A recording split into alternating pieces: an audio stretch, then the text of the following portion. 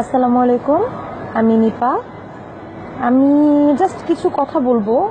হয়তো আপনাদের অনেকের কাছে খুব খারাপ লাগতে পারে, হয়তো অনেক ধরনের বাজে মন্তব্য আমি পেতেও পারি, বাট এতে আমার কোনো আফসোস নাই। কারণ হচ্ছে আমি যে কথাগুলো বলবো সেটা আমার ভেতর থেকে ফিল হয়েছে বলে আমি বলতেছি।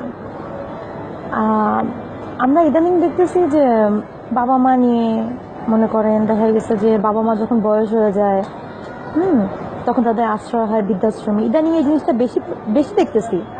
ফেসবুক ওপেন করলেই একটা পর একটা ভিডিও চলে আসে।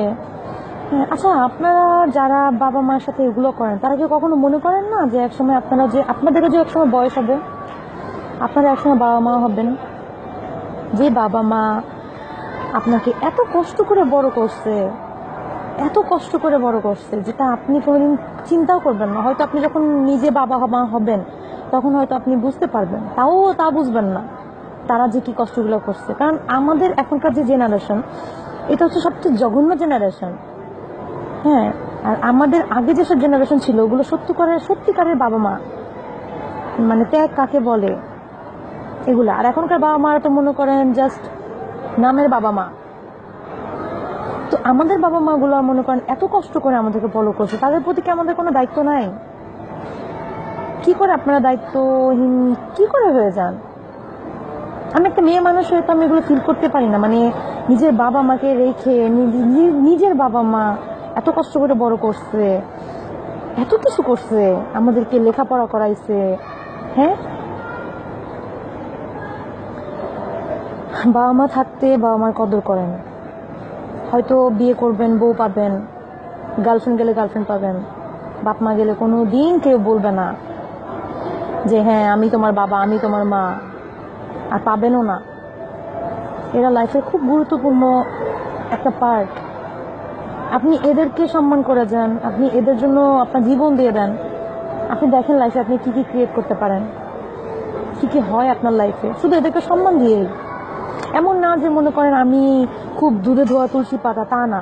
আমিও আমার বাবা মার সাথে অনেক সময় অনেক ধরনের বেয়াদবি করে ফেলি, অনেক আচরণ করে ফেলি। কারণ আমরা আমরা তো আসলে মানুষ না। কারণ মানুষ হচ্ছে জঘন্য কিছু। তো আমাদের মনে করেন যে দোষের কোনো শেষ নাই, দোষের কখনো কোনো শেষ হবে না। কারণ বললাম না যে এখনকার জেনারেশন, এখনকার এইসবের কোনো কোনো ভিত্তি দেখি না। জাস্ট ছেলে মেয়ে মনে করেন বড় হচ্ছে, আমরা জাস্ট মনে করেন যে বড় হচ্ছি, বয়স হচ্ছে, বয়স বাড়তেছে, এটা ছাড়া আর কিছুই হচ্ছে না। আর আমার মনে হয় না আর কোনো কিছু হবে। তো আমি জাস্ট একটু রিকোয়েস্ট করবো ছোট বোন হিসেবে, ফ্রেন্ড হিসেবে, যে বাবা মা থাকতে বাবা মা কদর করেন। নিজের বউয়ের জন্য, নিজের একটা লাভের জন্য, নিজের একটা কিছুর জন্য তাদেরকে এভাবে কষ্ট দেন না। আমি সত্যি কথা যেটা মানে খুব খারাপ লাগে, অনেক কষ্ট লাগে, অনেক কষ্ট লাগে। বাবা মা অনেক গুরুত্বপূর্ণ জিনিস, হয়তো এখন বুঝবেন না, একসময় ঠিকই বুঝবেন। তখন আর তাদেরকে কিছু করতে পারবেন না যদি এখন তাদের জন্য কিছু না করতে পারে। তারা কিন্তু আমাদের কাছে কিছুই চায় না, একটু ভালো ব্যবহার ছাড়া।